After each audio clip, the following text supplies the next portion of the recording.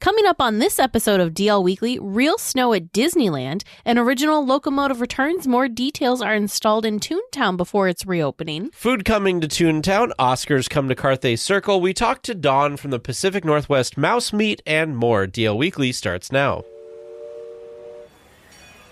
This is your captain speaking to you from the wheelhouse. I'd like to welcome all of you aboard the DL Weekly podcast. For safe passage on our trip, please do not sit or climb on the outside railings, and be sure to watch your children. The water can be unpredictable in these parts, and we'd sure hate to lose any of you.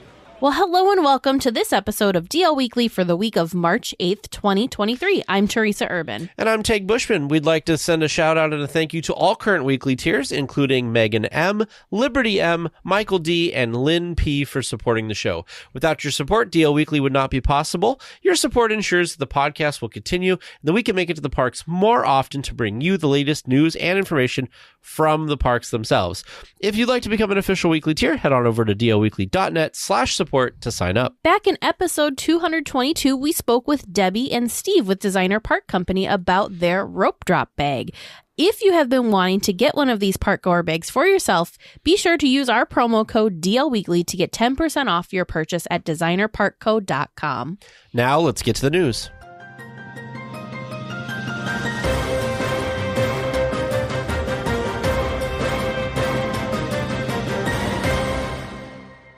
Disneyland is a magical place, so much that it can even have things like snow happen in Southern California.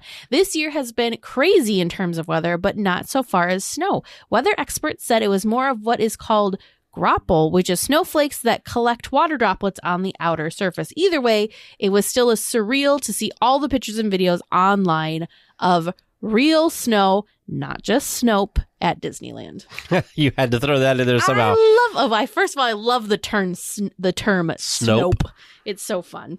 So I was seeing this, and first of all, I've been watching people online post about the fact that it's been raining so much in California. And from somebody who used to live in California, I know that you don't want to get too much rain, but I'm so glad that you are getting rain because California was in desperate need. And it sounds like a lot of the reservoirs and stuff in the state are starting to come back to at least decent levels. And they're not in a crazy drought for like the billionth year in a row. I know that because of the fires, there's been mudslides and all that stuff. But I think long term, it's great that they're getting water.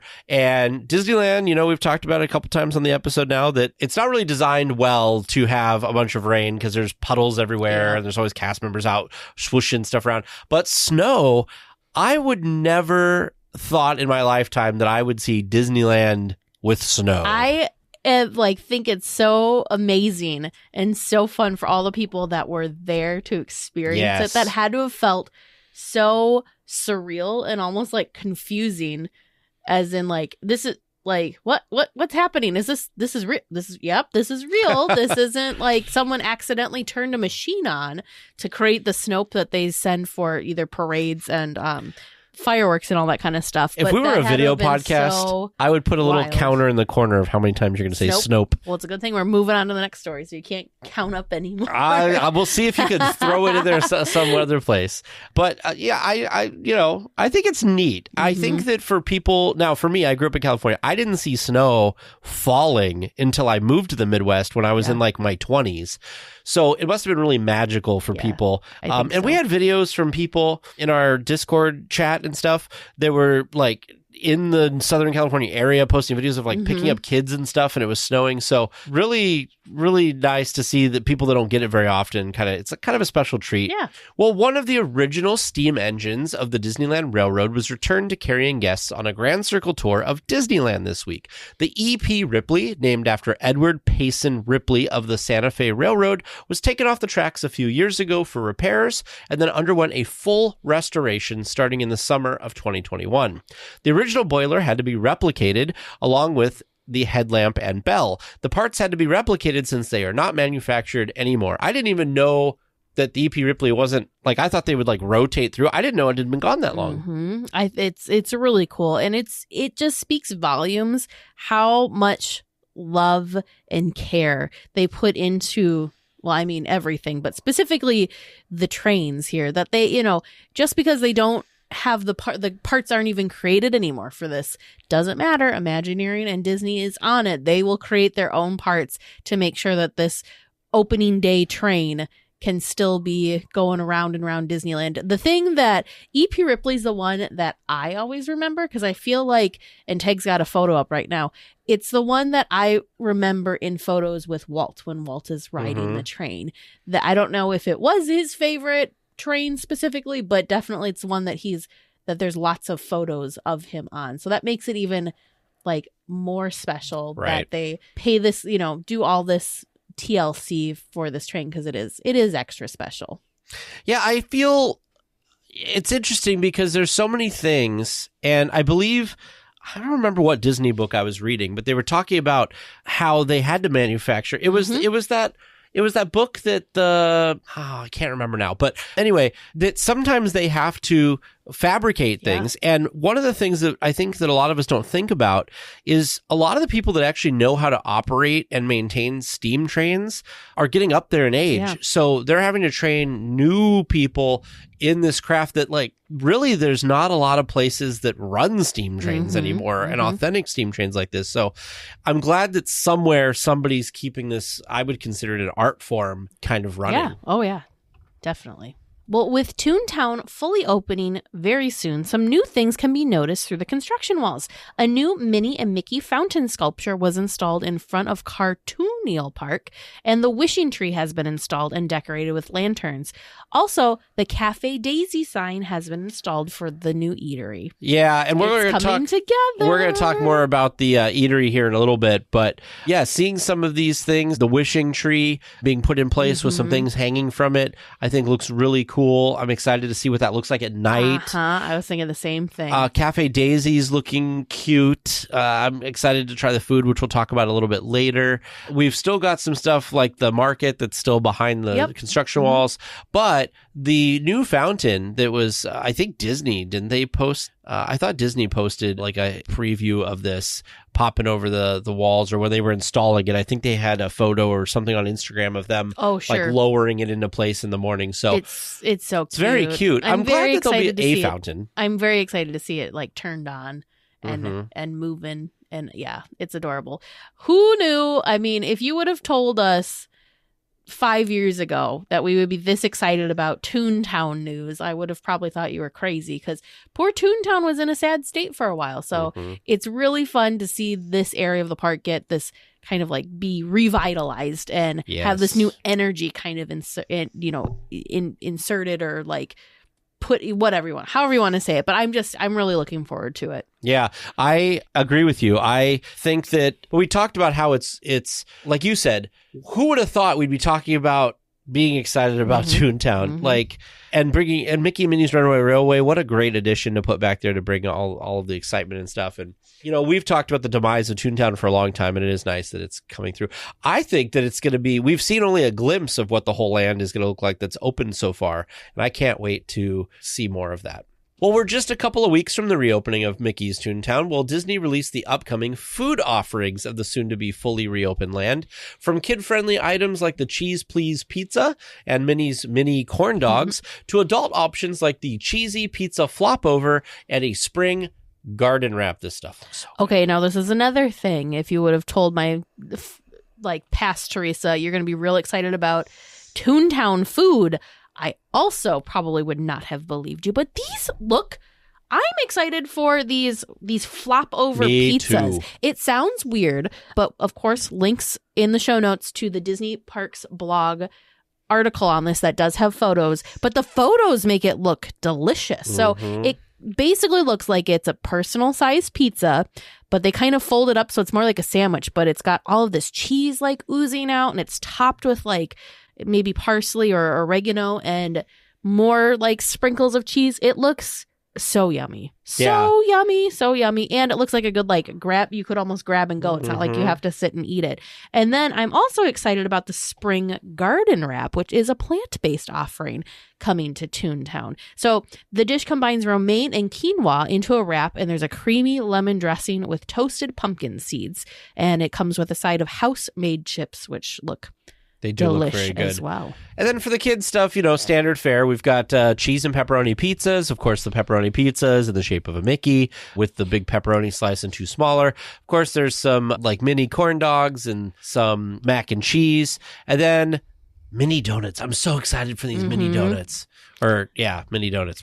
Daisy's Goody Goody Donuts with cinnamon sugar. And there's also these, if you don't get the wrap that comes with a side of chips, you can also snag Toontown Tater Chips, which are the house-made chips with a chili cheese sauce. That sounds like a fun snack. But the thing that I am the most excited for, that is no surprise to anyone, but there is a new cold brew coming to Toontown. It's called the Specialty Cold Brew, which is made up of caramel mudslide cold brew coffee from Joffrey's with sea salt and whipped topping. Yum. And I'm also really excited about the Picnic Time Watermelon Lemonade, which is made with Minute Maid Zero Sugar Lemonade, watermelon premium syrup, and topped with watermelon gummies. I think that this perfect picnic basket sounds really interesting too, because you get like the snack size items in there, like cuties, mandarin oranges, yogurt smoothie, applesauce, granola bar, that kind of stuff, Dasani water, and then you get a picnic blanket with it as well. I feel like we need to get this. Really? I wasn't as excited about this. Well, I think it's cute. Like, it'd be cute to sit on the grass and have like a little picnic in Toontown. Yeah. Not for the food, but just kind of like the fun of it. Sure. Yep. For one side, I'm excited about the fun. I do think it's a cute idea. I don't think I need to like do anything with that picnic basket or even the blanket, but I do think they're cute, and I think they're fun. You know what you do, Teresa? We have this nice little picnic, and then we create magic by giving it to some kid. There you go. But we get to enjoy the experience of sitting on it. Well, for a limited time, there is a special exhibit inside Carthay Circle Restaurant. In the foyer of the restaurant, the honorary Oscar that Walt Disney won for Snow White and the Seven Dwarfs in 1937 is on display. It is on loan from the Walt Disney Family Museum in San Francisco.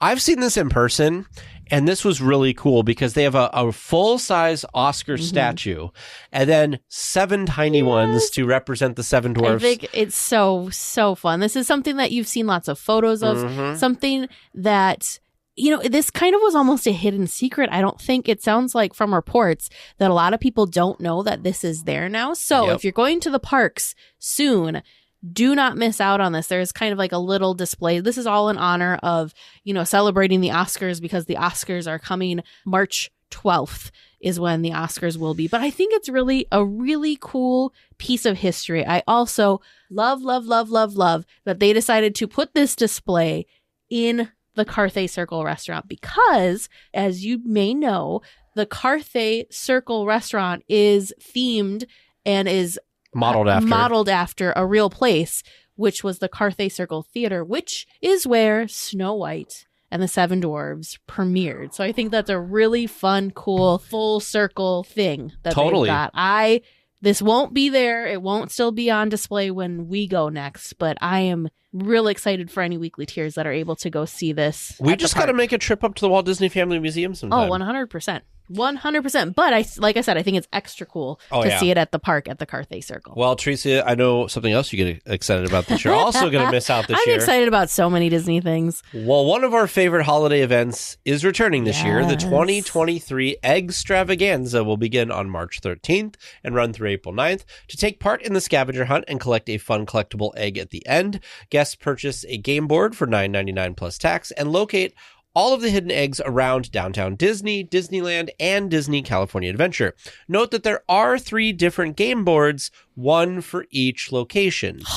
That's even better because I don't think it's ever been 3. The Eggstravaganza, it was Downtown Disney only. So how fun that you could do it 3 times. And I'm kind of sad we're missing it because it would be cool to do one in each park. It would be. And the eggs this year are just themed to the classic Disney characters, the ones that they're showing here last year. So there's like Mickey and Minnie, Donald and Goofy, like all of the classics, Chip and Dale, the Fab gang, we'll call them, because I can't ever remember how many.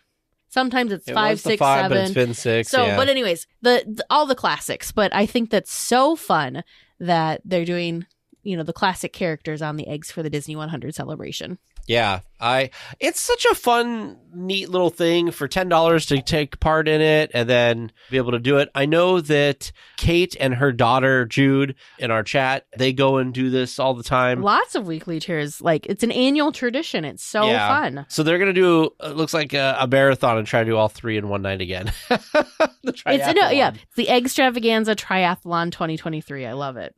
I feel like you should get a special prize for doing all 3. If I was in charge, I would make that rule. Okay, so I just looked up the eggs. It looks like there's Chip and Dale, 2 separate eggs. Goofy, Donald, Mickey, and Minnie. So where do you find that? I want to show it to the stream. I'm sorry, Daisy. Oh, Goofy got swapped out for Daisy. I was going to say because a couple of years ago when we did it, Daisy was part of the gang. But it was Chip, Dale, Mickey, Minnie, and then Daisy and Donald. So Daisy and Goofy swapped. I love Chip and Dale. I'm so glad they're doing more stuff with Chip and Dale. There is a few merchandise items for the Food and Wine Fest this year, of course. How do you have a festival? You don't properly celebrate a festival without festival merch. But they, of course, include spirit jerseys, mugs, ears, and more. I do have to say, before we get into, I don't know how much we're going to talk about the merch. But the one thing I was real excited about, I think this is the first year that I genuinely like the ears that they came out with for that's saying something because usually you don't like them. Well, because they had it was like the golden fork and spoon on one set that almost looked like, I don't know, it looked like plastic cutlery on there. So you like this one that's like a chef's hat? It's got a little chef's hat with 3 little berries that remind me of a hidden Mickey, which I'm sure was intentional. And then it's got it's like a light pink background with different food items printed on the ear. So I see like slices of pie, citrus fruits, avocados. There's that looks like an eggplant to me, perhaps strawberries. Yeah. I think they're adorable. Yeah. I think last year there was like a whisk in the middle with the bow. Sure. I don't know. I just love the little chef's hat. The magic so cute. key holder shirt with Stitch and stuff, I think, is nice, which is super cute. I think I just stole the next. Yeah. So the next news story, we're talking about magic key holders. There's an exclusive T-shirt that features Stitch eating a slice of cake. We can just skip that and. That's all right. So, but I don't know. What do you think of the spirit jerseys? I'm not as excited about the spirit jerseys. My top thing was the ears. Yeah, of course. Like you're the ear person. Yeah, but not, like I said, not always, because this is the first time that I really liked them. The spirit jersey, I really like the color of the spirit jersey. It's like kind of a green. It's a green. Like a It's muted not like green. a true green. It's not a neon green. It's kind of a nice in between of those greens. I like, and a lot of the other things, the wine tumblers, that stuff have that same color scheme, and I do really like that color. I think that's a really fun, very good springtime color. Yeah. Well, this past Sunday was Adventureland Day at Disneyland. Hundreds of Adventureland fans descended upon the parks dressed in their Adventureland best to follow clues and solve riddles in a treasure hunt to receive a prize. Shout out to our friends over at the Backside of Water podcast. Freddie, who we had on the show a couple months ago, is actually one of the organizers for this. And our friend Alex from the Backside of Water, who you may know because he was just on the podcast with us last week and the week before, was also in attendance. It looks so fun. So fun. You were very excited about this. I know almost nothing about it, but you were very excited to talk about it like multiple times. So tell people what you know about it other than what we just said. Yeah, so basically the big thing is you come and you just celebrate Adventureland Day. So they had a schedule of events that you could participate in if you chose to or not. Some of those things included like group rides around the Jungle Cruise together. They had a sing-along at the Tiki Room where at a certain time they all met at the Tiki Room and filled the theater, I guess, or filled the room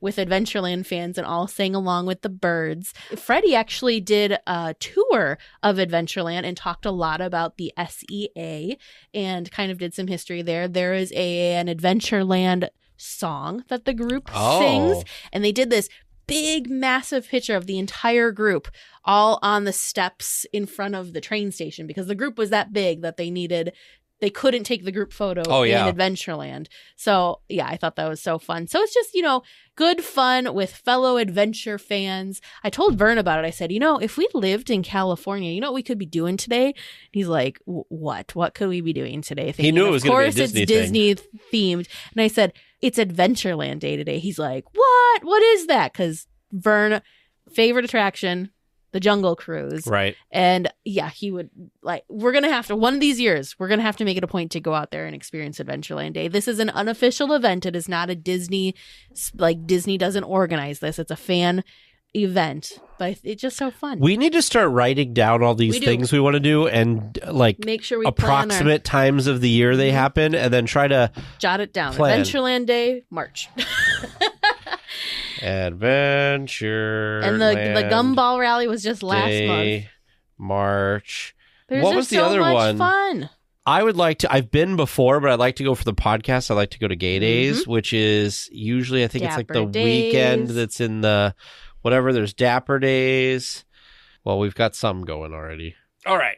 A Sweet Disneyland Classic has been updated at Pooh Corner. The classic Tigger Tail has been updated with a new coating that replaces the previously orange-colored white chocolate with an orange-flavored confectioner's coating. The new version looks much closer to Tigger's actual tail, and I have never had any of these because I'm not a huge marshmallow fan. I'm curious about this because it looks good. It does. It's very visually appealing.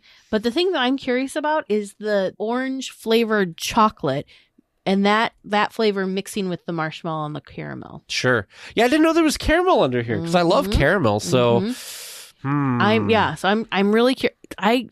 This is not something that like screams gotta get, but it's piquing my curiosity. We might have to get one of these next time just to experience it, just to know. Because this is a very popular, this is like one of the staple Disneyland treats for some people. Some people really like, their thing's churros. Well, some people, their thing is Tigger Tails. So yeah. I'm very curious about the Tigger Tail. I think on this next trip, it'll be the best because like Vern and James are really good at just eating whatever.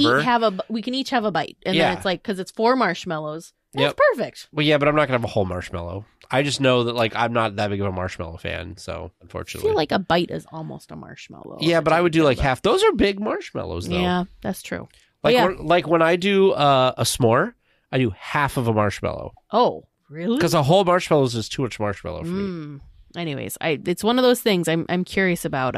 So if any weekly tiers are Tigger Tail fans, let us know what you think. Are you excited for the change? Or are you kind of confused and wondering why they're throwing another flavor into the mix because everything was wonderful as it was? It's always dangerous to mess with somebody's favorite thing. Could you imagine if they like switched the recipe of like the Dole Whip or something?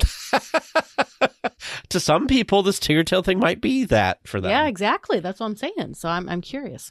Well, finally, there is some additional fun and functionality for the Magic Band Plus system at Disneyland. Some of the Disney 100 statues and medallions in Downtown Disney and Disney California Adventure are now interactive. When guests wave their Magic Bands in front of them, lights and sounds activate.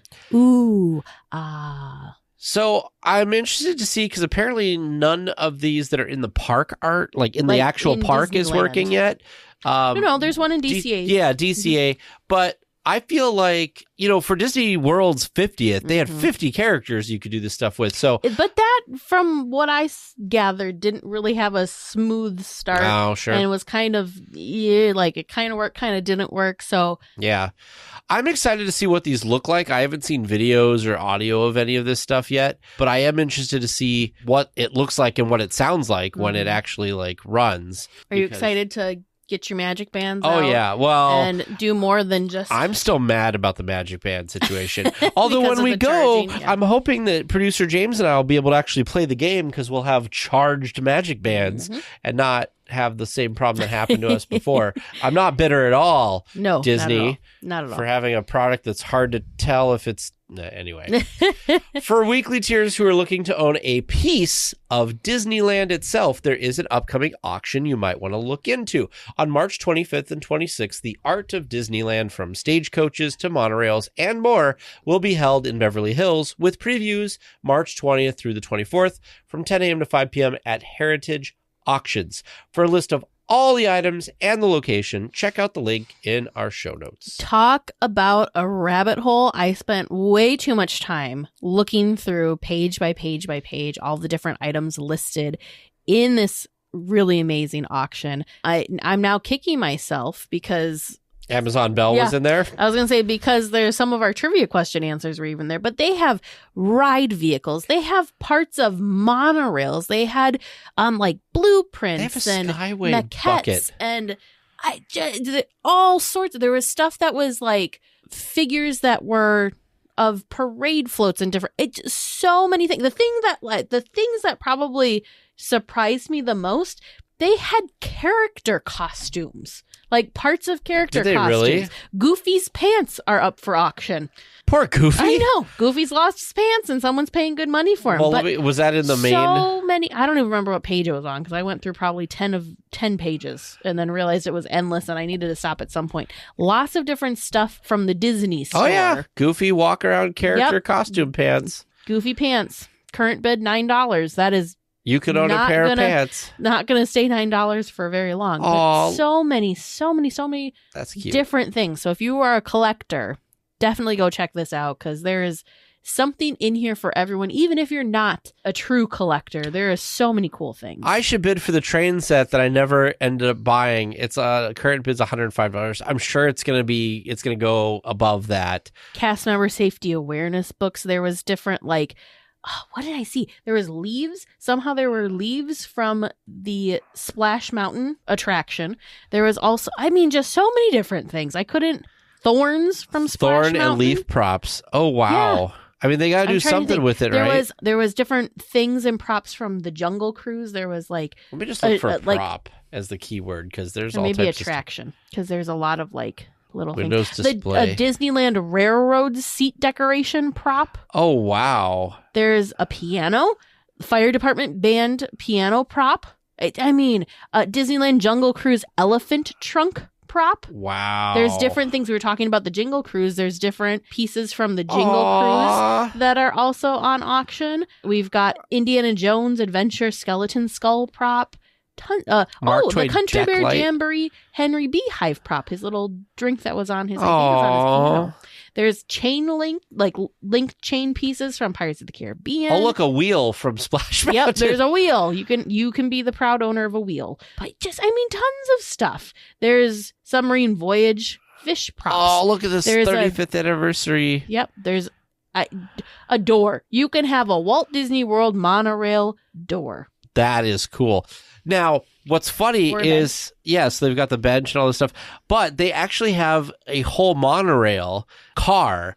And I was like, oh, it's not very expensive. But then I realized, where am I going to put a whole monorail car? That? You can have an Epcot trash can. That is pretty cool. So many cool You know things. that you're a ridiculous fan when you're like, a garbage can. That sounds so cool. And you know what? We are all those fans and think that would be so cool to own that garbage can. Oh my goodness. It's amazing. There's ambassador pins that were up for auction. There was also awards, cast member awards. Alice in Wonderland stuff. leaf prop. It's amazing. A Peter Pan's Flight Opera House photo prop. Mm-hmm. That's cool. There's too many good things on here, Teresa. Now that you're only looking at the prop section too. A Main Street bench. Yep, amazing. There's so many cool things. This feeds into the problem, though, that we've learned that things aren't like the original. Yeah. Oh, look, you could own a Haunted Mansion holiday prop. I know. Oh, man. It's dangerous. Look, you can get flags and stuff that were on the street posts. Well, Jeff Reitz has done something that we all wish we could say that we did, and that is hold the Guinness World Record for the most consecutive visits to Disneyland Park. Jeff went for 2,995 straight days in a row, which comes out to 8 years, 3 months, and 13 days. Jeff and his friends set out to visit the park all 366 days of 2012, since that was a leap year, and there was a quote-unquote extra day that year. Well, they reached that goal, and Jeff kept going. His last streak day was March 13th, 2020, the day before the parks closed due to the pandemic. I was thinking, because I saw this news article floating around a couple times this week, and I was thinking to myself, now how hard it would be because you can't get reservations. Yeah, he's going to be, you can't, so he was an annual, if you can do this with an annual pass, and you had blockout days and all that, so if you're an annual pass holder now, you're going to have to buy tickets to be able to do this. So this is not going to be an easy record for someone to beat, but what a cool cool accomplishment. It is definitely a cool accomplishment.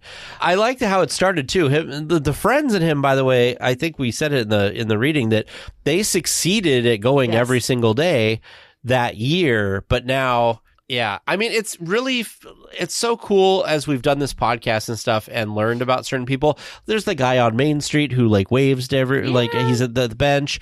There's the guy who rides Radiator Springs racers over and over and over. It's so interesting that there's these people that have made a routine out of going to the park, and they've held these kind of records on things, and that's just amazing. It's very cool. And we have one final like breaking news, right? So what is this about? Yes. So, breaking news, we apologize because we didn't even write anything for the story out. So this is kind of us just going off the cuff talking about this. But Bruce Vaughn is returning to Imagineering as the Chief Creative Officer. He will be returning effective March 20th. The cool thing, though, is he left the company in 2016. And he has a really good understanding, and he was an Imagineer for 22 years. Prior to his departure, he was the Chief Creative Officer of Imagineering from May 2007 through his leaving in 2016. But he is back.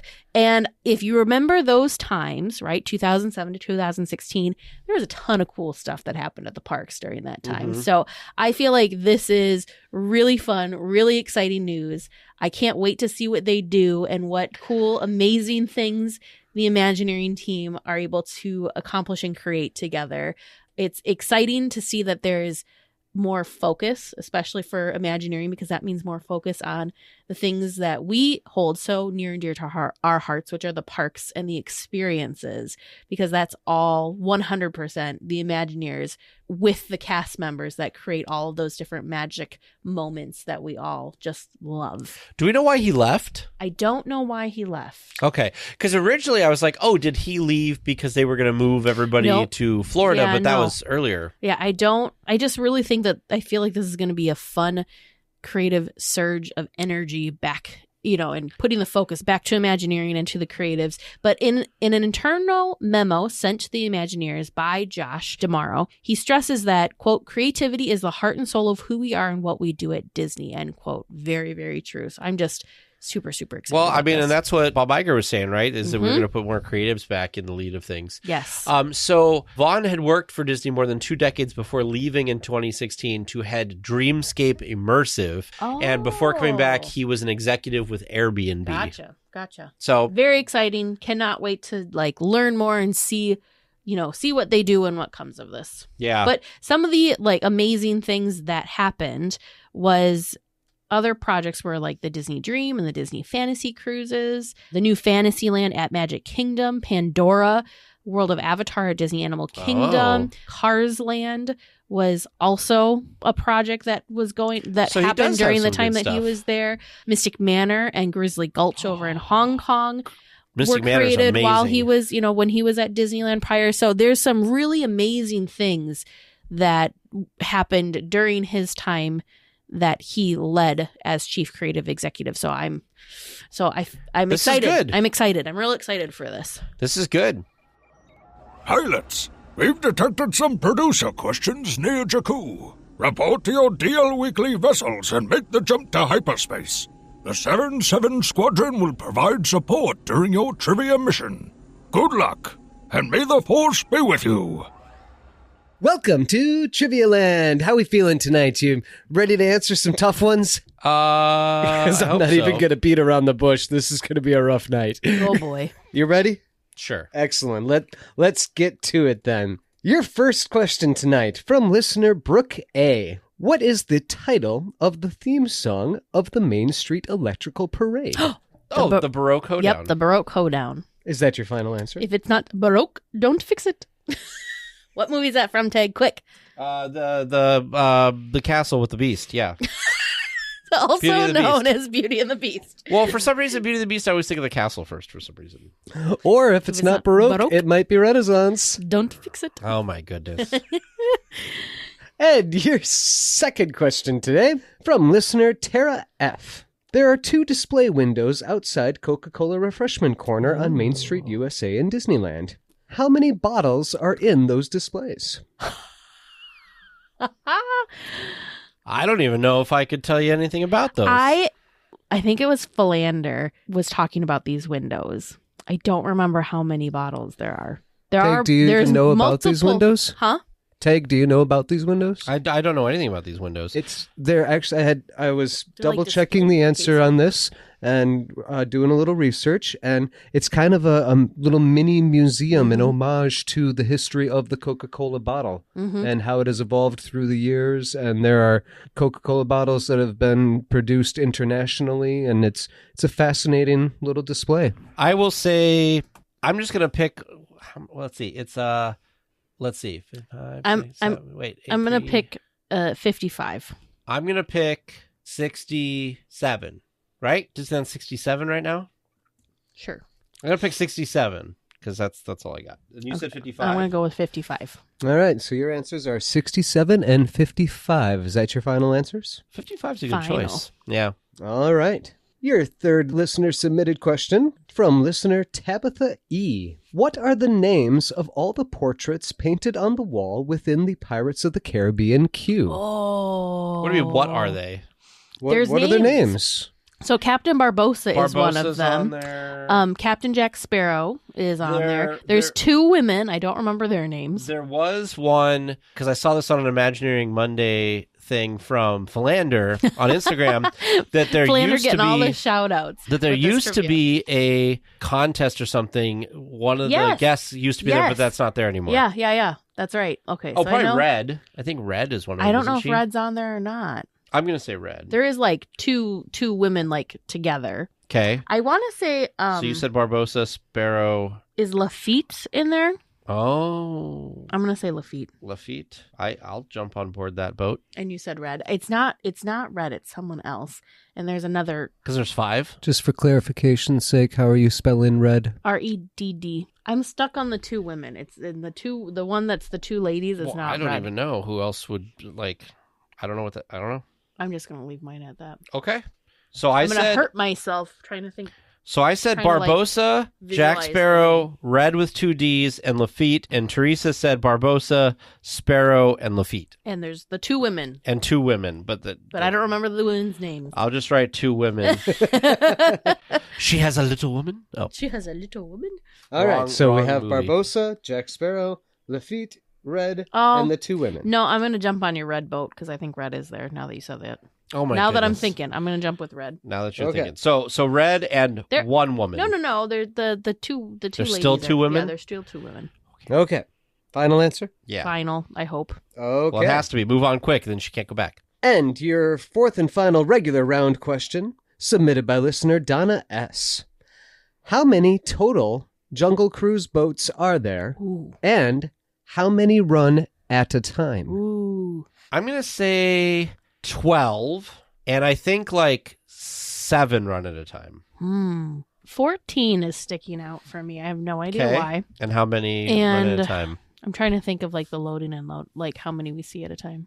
There's usually 3 at the dock, Mm-hmm. and then 1 around the corner, then however many are out. I'm going to say there's 10 running at a time. 10 running at a time? It's a pretty big jungle. Yeah, but you don't see a lot of, they space them out pretty well, I want to say. They do and they don't. Now we'll find out. So, Teresa, you're saying 14 and 10? Yeah. And Tag, you said 12 and 7. Dang it. We should have asked Alex Correct. last week Okay. what the numbers were. Yeah, we're going to remember. I would have had a much better shot. Much better chance. All right. And your first bonus question, how many of the Jungle Cruise boats can you name? Oh, no. Well, there's the Amazon Queen. No. The Amazon Queen. I knew this was going to happen when you started talking about Jungle Cruise boats. This is I don't know why this is such a difficult question for me to remember. We've talked about this before. I think we've had this as a question before, and I just cannot remember the names of the boats. Well, I know there's the Amazon something Queen. Nelly. Isn't there something Nelly? I don't know. I think there's a Congo Zambezi something because it's all rivers, isn't it? Yes, but I don't know. I don't. I got Amazon Queen. And there's something about the Congo. Oh, maybe it's the Congo Queen. Maybe they're all queens. I don't think they're all know. queens. No, they're I'm not gonna all put the queens. Congo Queen on here as well because I can't. there's also like the something lady, isn't there? There's like the something lady and This is somehow my brain just can't retain these names. I think the bonus has stumped us largely, Vern. Okay. Especially because we have to be naming at least 12 or 14 of them. Yeah, Amazon Queen, Congo Queen, and the something lady. And the something Nelly. And the something lady. Okay. We've got the two women in the Pirates Yep. queue, the something lady over at the Jungle Cruise. We're doing real well. Yeah, real well. And your extra bonus question I tonight, felt sad for us. That's what because this one fascinated me. In the holidays, the Jungle Cruise boats changed their names. Do you know any of those? Not anymore. They used to. Oh, well, do you know what they were? No. Jingle something. Jingle something? Yeah. Like the something Well, I lady? mean, it's the Jingle Cruise, but I don't know. I have no idea. Yep, we're sunk on that one. Okay. Well, listeners, how do you think they did? Terrible. And how did you do You listening can be at home? If you'd like to find out how many they got correct, you'll have to stick around until after the discussion. Well, this week for our discussion topic, we are welcoming to the show Dawn Morin, who is from the Pacific Northwest Mouse Meet, which is one of the, I think, largest, actually, not even one of, but the largest third-party Disney meetup thing. I'm sure he'll tell us all about it. Welcome to the show, Dawn. Gosh, thank you so much for having me here today. I'm honored to be here and chat with you, have a conversation. I'm excited. Well, we're super excited too, Don. I am like chomping at the bit, wanting to learn more about the Mouse Meet. But before we talk about that, we want to get to know you a little bit better. So can you tell us your Disney story? So what kind of got you interested in either the movies, the parks, what's kind of your history? Yeah. Really good question. Back in, I guess I'll go back a little ways to the very beginning of my Disney-ness. Back in junior year of high school, I was in a creative writing class, and our creative writing teacher, I didn't really know much about Disney then. I'd never been to Disneyland. Didn't know much. I didn't know much about Walt Disney. And so our creative writing teacher, he gave us this list of historical figures to write about. And there was Abraham Lincoln and all these people. And then I saw Walt Disney on there. And I thought, this guy isn't even real. Like, he's Betty Crocker or something. The teacher made a mistake. And so I'm going to do this for fun. Choose Walt Disney. And so I did. And then, back then, I won't say how long ago, but encyclopedias and that, I did what research I did. And I started to learn that this isn't just a real guy, but wow, he did some things, some amazing things, cutting edge things, inventive things. And so I gained more and more of an interest. And the more things that came out, I'd search magazines and different things. Life magazine had some stories on him and things like that, and did just continue to do research on Walt. And so that's what I'm really a fan of, is Walt Disney and what he did and how he does how he did his business, and how they continue to do that today, giving people more than they expect, making things magical, just an amazing experience. Try and do that in my real job as well as my fan events. So then I started going to Disneyland when I was a little bit older and getting to feel that magic, and you get involved with all that. And just really fell in love with it all. And I have lots of books on Walt Disney, and I still continue to study him and try and do things like maybe he would have, and I love talking to Imagineers that worked with him or continue his ways and into the future. So that's where my passion lies. And that's what I really love about everything Disney. What a unique story. I love that this came from like a school project. Yeah, who knew? I just love that. That's so cool. Yeah, pay attention, kids. Thanks. Who's listening? This could lead your whole rest of your life, depending on what you're going to do in school. That's right. Oh, and I forgot to tell you, on that paper that I thought was a mythical figure but became real, I ended up getting an A+ on that, and so it's pretty cool. Well, there you go. Better. Yeah. So, Dawn, when you go to Disneyland on the first day of a visit, which way do you go? Do you go left towards Adventureland? Do you go straight through the castle towards Frontierland? Do you go right towards Tomorrowland? Now, because Mickey and Minnie's Runaway Railway just opened, and previously to that, you had Galaxy's Edge and everything, you could say before or after these things of what kind of the attack plan is. Yeah, I love that question, too. So, previously, years ago, I'd be there at Rope Drop. I'd hear the spiel at Rope Drop, and I'd go left, and I'd just go crazy for, but even before Pirates of the Caribbean, right? Or before, sorry, I'm not that old. Before Indiana Jones, I was going to Pirates of the Caribbean and Haunted Mansion, and Jungle Cruise.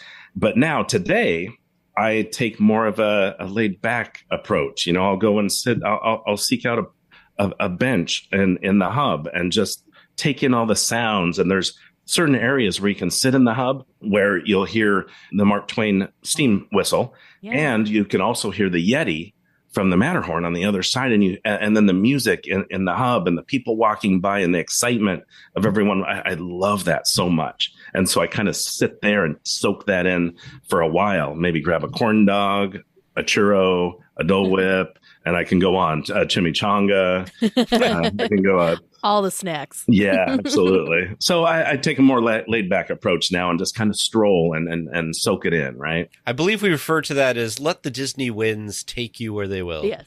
Love that. So speaking of attractions, since you listed a couple there, I'm curious, what is your favorite attraction? Now, yes, this is a Disneyland podcast, but this can be at any of the Disney parks, anywhere. What's your favorite attraction? Yeah. So I will go right over to Disneyland and I will say, and I don't know if this is cliche or classic, but Pirates of the Caribbean. It was such an immersive attraction still yet today. And it's still a wonder to ride that attraction for 16 minutes, unless you get caught at the bottom of the lift of the hill. And then you're there for 27 minutes and when it backs up. But it's so immersive. There's so many animatronics. There's so much detail. You still see things today. And I think it's cool that they're still doing upgrades to it because then there's new things to see still.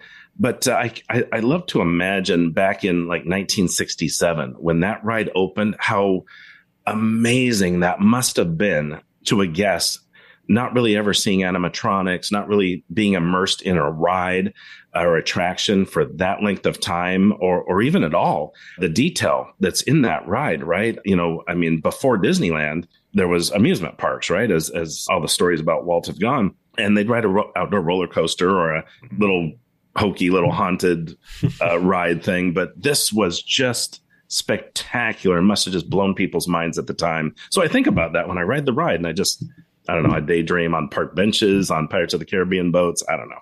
Maybe I'm crazy. No, I think that's exactly what Walt would want people to do, is to go and enjoy themselves in whatever way strikes your fancy. And I think that your explanation of reasoning of, you know, why you like it and stuff is great, because one of the follow-up questions I usually have when people pick Haunted or Pirates is, what is it about it that makes it your favorite attraction? Because there's such a variety of attractions, and, you know, there's really technological, right? Like Rise of the Resistance. There's more simple attractions, you know, Mickey and Minnie's Runaway Railway now. So it's like, what about this older, over 50-year-old attraction makes it better than anything that's come since then, you know? So I think you explained that quite well. I will add to that, though. I mean, that's a great point. And I will add to that a lot of attractions have come out in the last couple decades. They're really quick. I mean, it kind of started with maybe an Indiana Jones where it's spectacular, but it's 4 minutes and you're knocked through there pretty quickly, scene by scene by scene, and then it's over. Or like Twilight Zone Tower of Terror or Guardians of the Galaxy Now, or any of those. But Pirates is a lengthy one, but the one in Galaxy's Edge that you just mentioned, I always forget the name of it. Rise of the Resistance. That has length to it. It has detail. It has different aspects to it, different ride systems. It is so incredible to me. And I would almost put that right there with Pirates of the Caribbean, because I think it's such a tremendous technological advancement and immersion. I've never felt so inside of a movie or a story as I have with that attraction. I always feel like I'm not, you know, the most intelligent person, but it's always amazing to me with like Pirates and Haunted. I am convinced, I know this is not how it is, but I'm convinced that while we're on that attraction, I'm in that mansion the entire time, that facade. Like, it's just, I know the layout, I know exactly where it goes, but still, it's so incredible how it just, reality is just gone and you fully believe what's going on. Same thing with Pirates, though. It's crazy. Yeah. Totally agree. It's spectacular. Disney magic. It is. Nothing like it. So, Dawn, for people who may not be familiar with it or anything, what is the Pacific Northwest Mouse Meet and how did that get started? Thank you for asking. And so the Pacific Northwest Mouse Meet is a fan event I developed for Disney fans 13 years ago or so, 2009.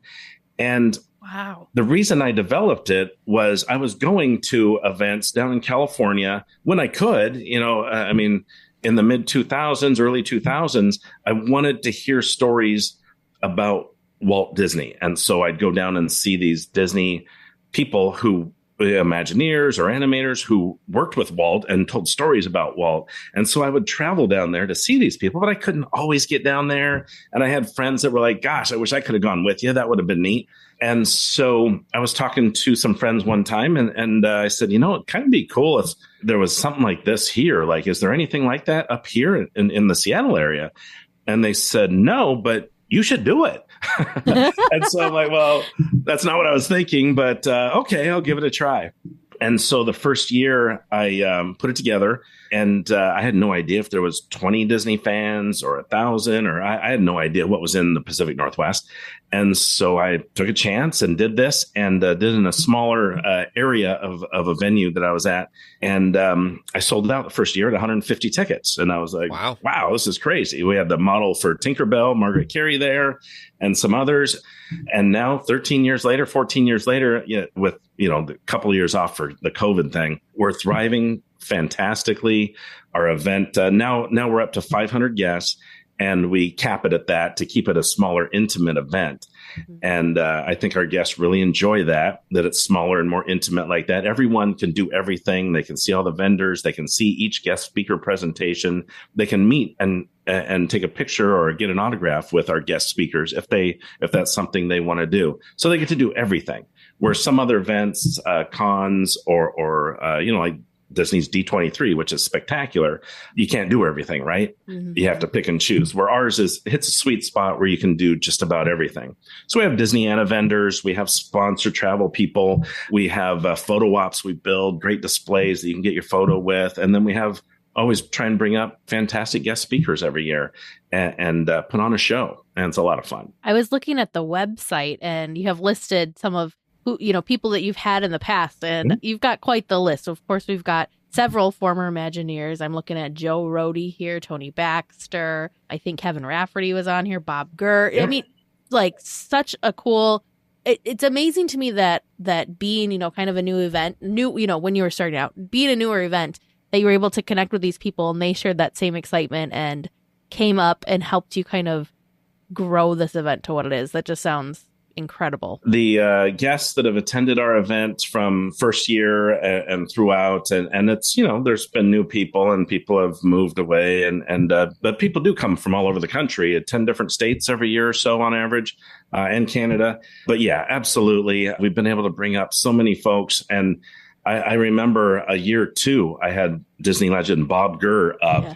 And a buddy of mine who was on my team, we did this thing at my house before the event, and Bob Gurr is sitting in my house at my kitchen table, and my buddy walks in and he just stops and his jaw hits the floor, and he pulls me aside and he's like, Don, you have Bob Gurr in your kitchen. It doesn't get any better than, it's never going to get better than this, right? And so we laughed and we thought about it, and it was quite the honor, right? I mean, I was one degree away from Walt Disney at that moment, and that was pretty spectacular. And Bob and I have become good friends, but we've had many Imagineers, many animators, Marty Sklar, a Disney legend, come up several times and support our event immensely. And voice of Mickey Mouse, the voices of Disneyland and Disney California Adventure and Donald Duck and Goofy. And it's just been an honor to be able to have all of these people come up to the Pacific Northwest and share their stories with hundreds of Disney fans. It's truly an honor. That sounds so amazing. I mean, first of all, just to kind of, for our listeners who don't understand this, it is very difficult to sometimes book people like this. And we're just trying to get them on a Zoom call with us. You're somehow getting these folks to travel to you and everything. So yeah, that's an amazing feat. And I know it gets easier. I think, if once you've had some higher tiered folks, they kind of, there's some legitimacy to it, and they don't feel like, where are we going? Like Bob Gurr in your kitchen,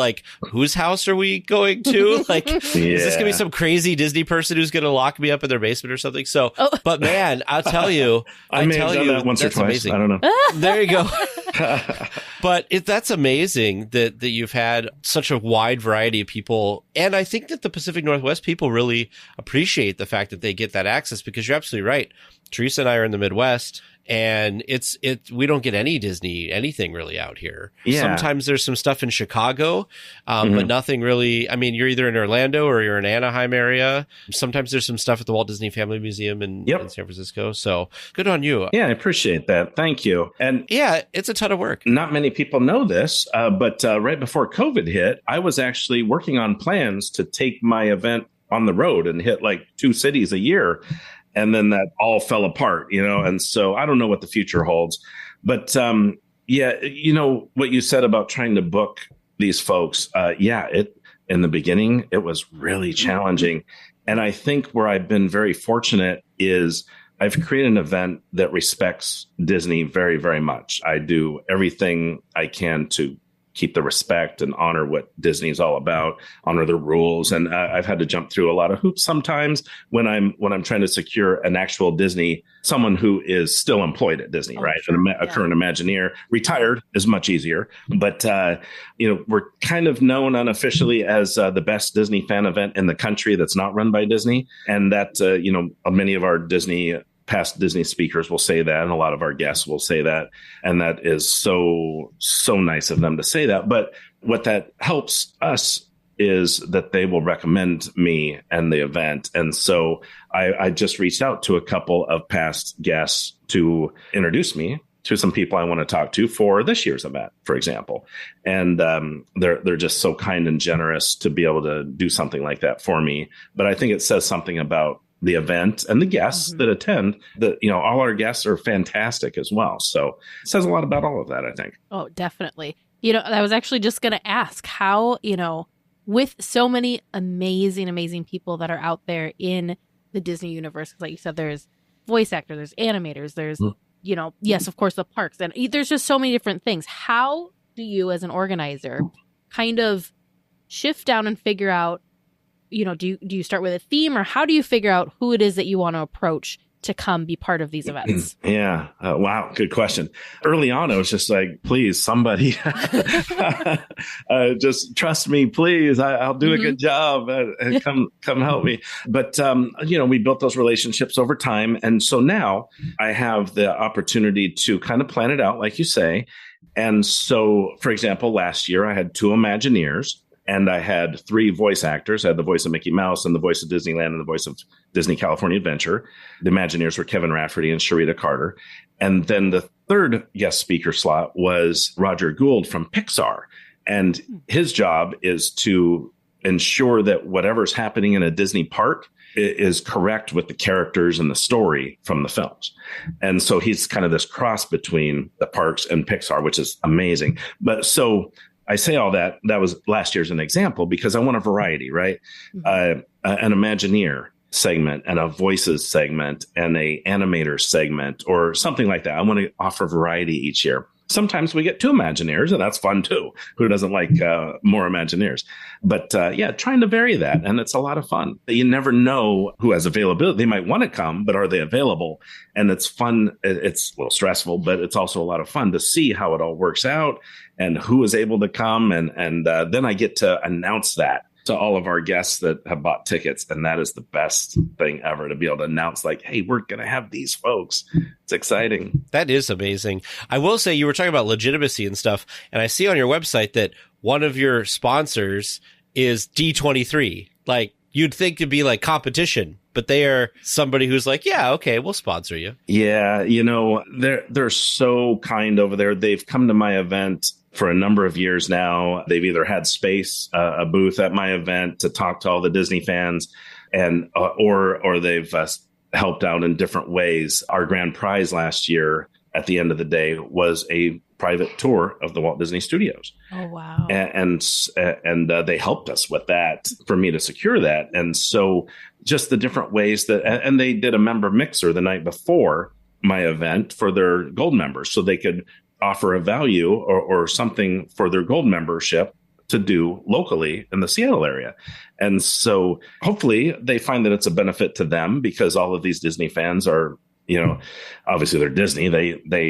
Everyone loves what they do. And so they're very generous in supporting what we do and recognizing, I guess the most amazing thing is they recognize that we're doing things in such a manner that we respect Disney, and they see that, and they are willing to do some things with us. That's a really incredible honor, and like something that's not easily earned either. So congrats to you on that. Thank you. I appreciate amazing. That. Thank you very much. I can't do a lot of things. Like I can't put Mickey Mouse everywhere, but we do. It's the Pacific Northwest Mouse Meet, and we're celebrating all things Disney.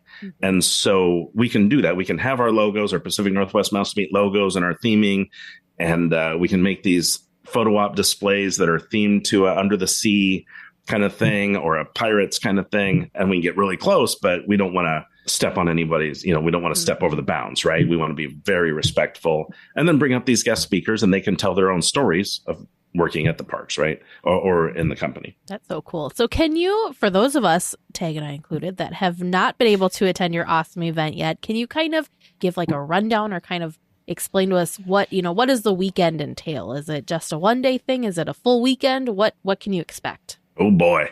So Saturday is our big day. That's our main event day. And that's where we have 3 guest speaker times. We have rope drop, and we have Disneyana vendors and things to do and interactive things and games. And there's a theater where people can come watch the guest speakers.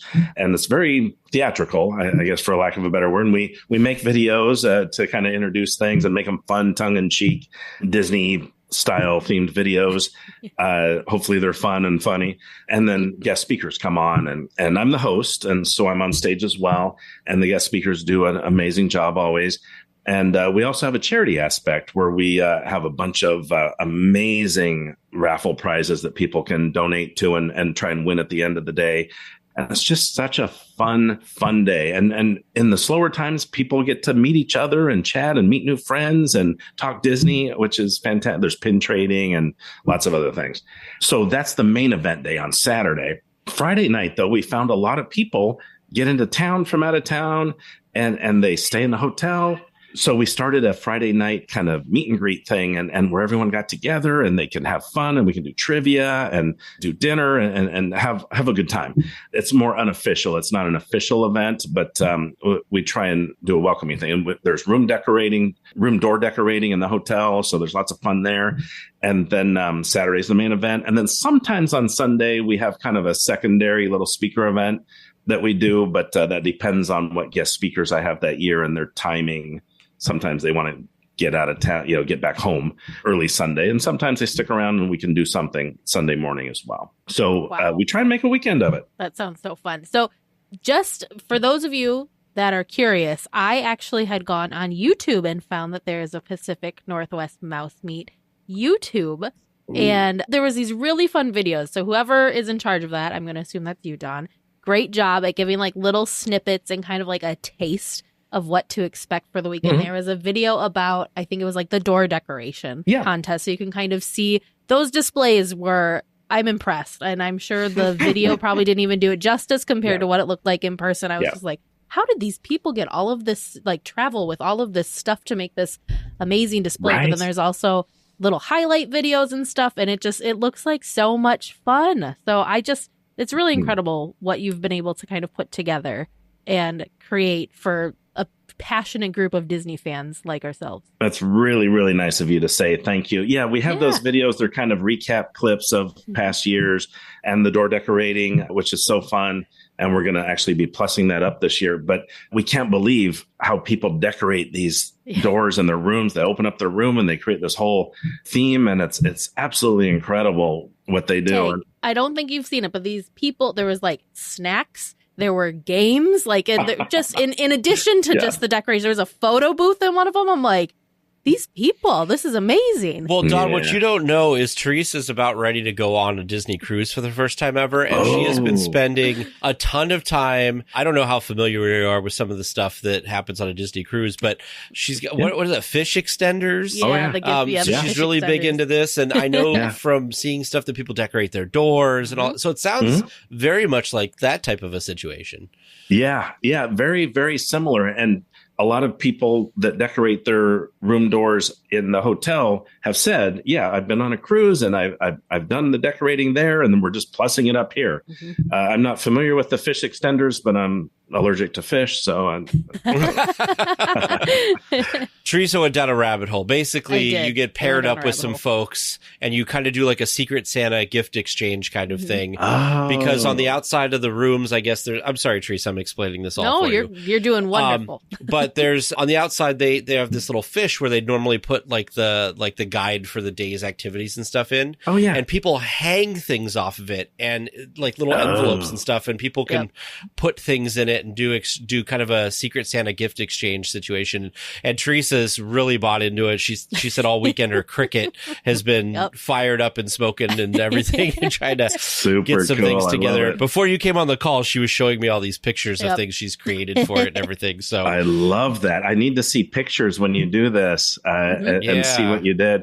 You know, after our event last summer, and this happens every year, I always get messages from people saying, we had so much fun and we're already planning our room door for next year. It's amazing. So cool. Tag, you need to find this video because these I pulled up their website or the YouTube, I mean. Yeah, so there was one that was like, it looked like the mantle from the house from Up on some, and there was like a jungle themed one. There was, what else was there? There was oh my goodness, there's a whole like tiki setup. And yeah, they're like, it's not just here's a couple of things like on the wall. No, some people have built, making like sets. buttons, buttons. It looks That's like crazy. It's incredible. Wow. Oh, I saw the voice of Disneyland was even walking around doing some stuff. Wow. Yeah, Bill and Cammie are good friends, and they were here last year again, and they went around and helped me judge all the rooms, and that was a ton of fun. I don't know how you can judge those because they're all just so amazing in different ways. It's a lot of pressure. I found one of my favorites. Somebody have a fireworks display going on at the front of theirs. There's lights and all kinds. Everybody goes over the top. It's absolutely we'll put a link in the show notes to the YouTube page so people can go see this for themselves, because obviously audio podcasts can't show it to folks, but go click the link and check it out. It's pretty interesting. Thank you. I appreciate that. It's okay. I'll be the only weekly tier without an answer.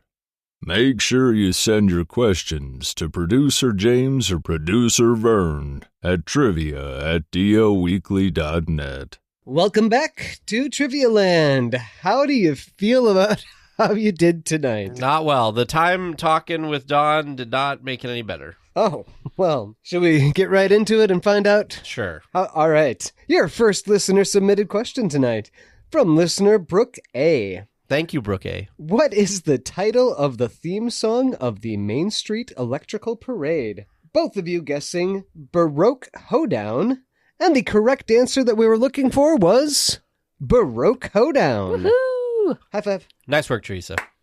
Your second listener-submitted question tonight from listener Tara F. There are 2 display windows outside Coca-Cola Refreshment Corner on Main Street, USA in Disneyland. How many drinking bottles are in those displays? Tag said 67. Teresa said 55. The correct answer that we were looking for, including a 6-pack that is complete and an errant bottle on the display floor, is 17.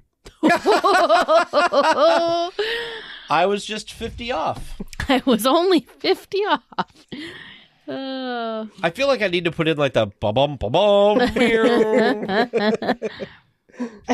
And your third regular round question tonight. It's all downhill from here, Vern. All downhill. It's very from very listener Tabitha E. What are the names of the portraits painted on the wall within the Pirates of the Caribbean queue? Your answers were Captain Barbossa, Captain Sparrow, Lafitte, Red with 2 Ds, and the 2 women. My money's on the 2 women. The correct answer that I was looking for was actual historic pirates, Anne Bonny and Mary Red, R-E-A-D, Red, Oh, dang it. which is why I needed confirmation on how you were spelling. That's the 2 women. Actual historic pirates, Captain Edward Ned Lowe, Captain Charles Gibbs, Sir Henry Mainwaring, Sir Francis Verney. Gibbs. And then fictional pirates, Captain Jack Gibbs- Sparrow and Gibbs is a Captain fiction. Barbossa. And then Mademoiselle Greenwell, the winner of the Become a Disney Pirate contest that accompanied the release of Dead Man's Chest. Oh, for some reason I didn't think they had that. Well, Red should be there. So, Vern, I missed part of you. When you said the fictional Gibbs. ones, you said Barbossa and who? And Sparrow. Jack. Okay. Yeah, Captain Captain Jack. Jack. Sorry, and you Captain were Barbossa are the exclaiming fictional. at the moment when... I'm confused. I thought it must be a different Gibbs. I thought Gibbs was part of... I mean, it could have been an homage That's true. to the real Gibbs. Well, we got 2.